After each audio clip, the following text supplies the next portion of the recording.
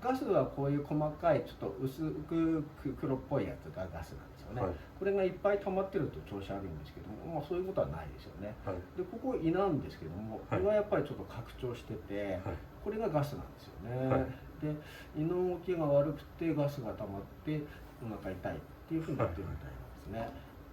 これ横向きの写真で、やっぱりちょっと胃が少し張っててガスが多いっていう感じなんで、はい、それで痛いっていうふうになってますよね、はい、前来た時も同じような症状だったんですよね。もっとそのなんていうんですか、その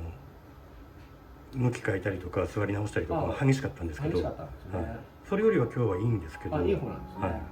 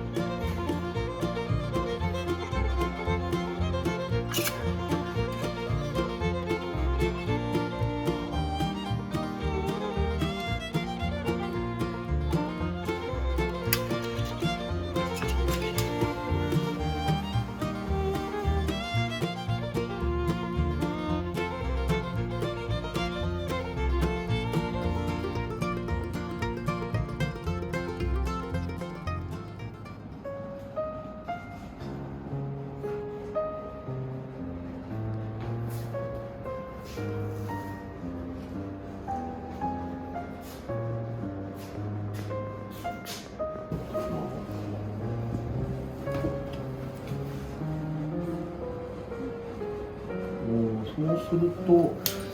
うか、なんか刺激があったかな、はい。昨日までは全くそんな感じじゃなかったんですけど、まあこの時期だとなんか花粉症とか考えるんですけど、ウサギも花粉症ってあるんですか？いや、ないと思いますね。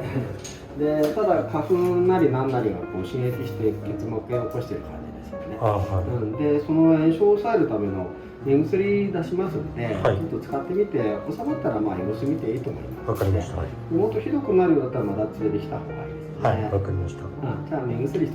用意しますね。はい。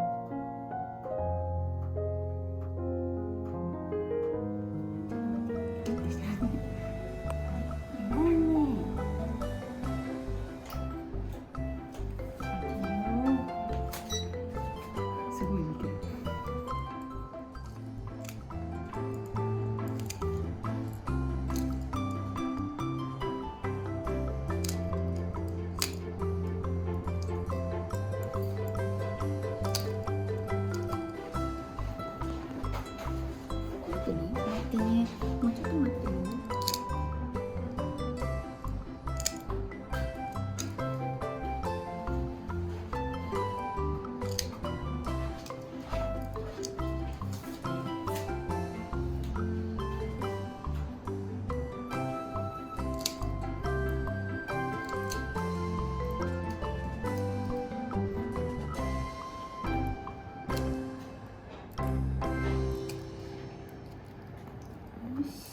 はい、前だよ。